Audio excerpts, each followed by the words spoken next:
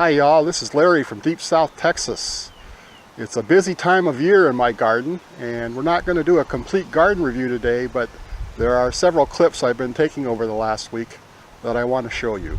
So let's take a look.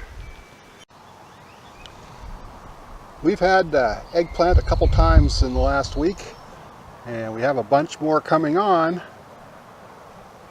but we picked all the big ones, and my wife put one in her suitcase and took it up to visit her daughter in Dallas over the weekend.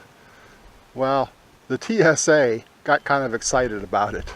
They had her open her luggage to inspect what it was. I guess it looked like a human heart in the x-ray machine.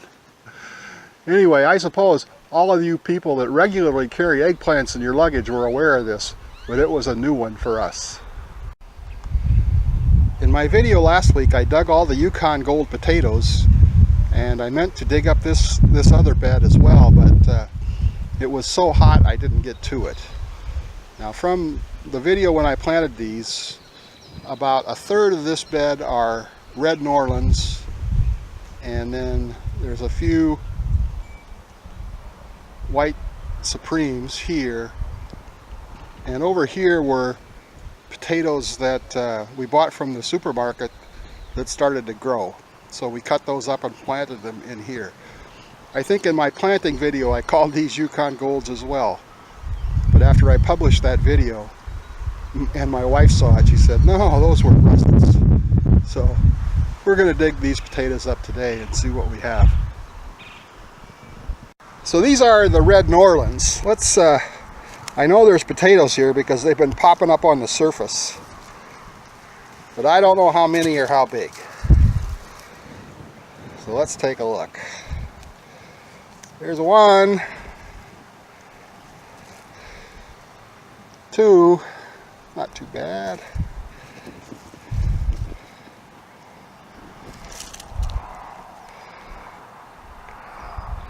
Three.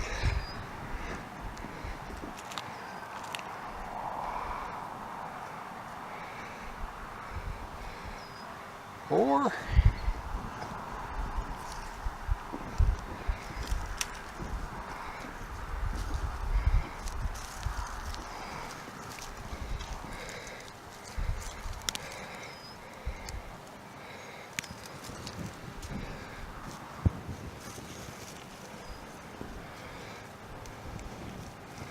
Okay, well, we're getting some potatoes, and we'll go through this bed and get these out.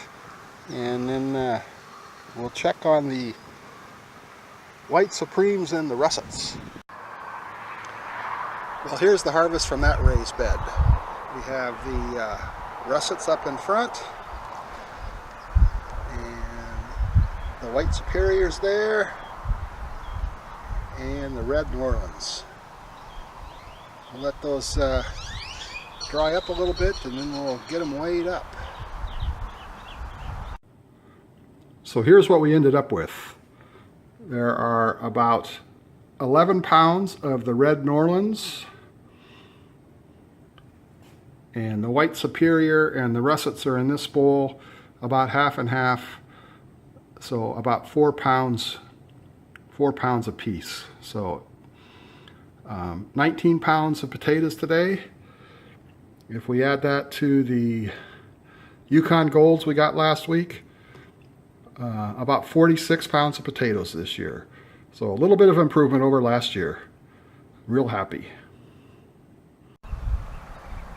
So I thought I would be planting my sweet potato slips this week, but I think I'm going to wait for another week, see if we'll get a few more slips to grow before I plant that bed. So this is the tree that's growing in my garden, whose roots give me so much trouble in the garden. It's full of these purple flowers,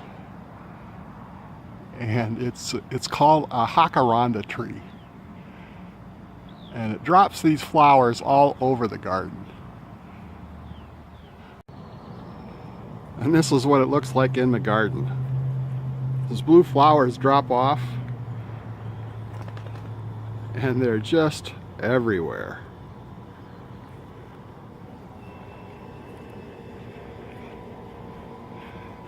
I know this was like this last year as well. I'm really surprised that nobody asked about them, but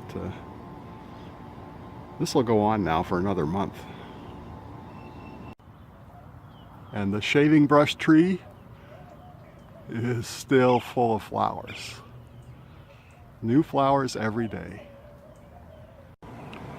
Well, I was checking out my dill this morning, and I found these three little guys on my dill. They totally devastated my dill from last year, so I'm taking these over to the dill plants in my wife's butterfly garden.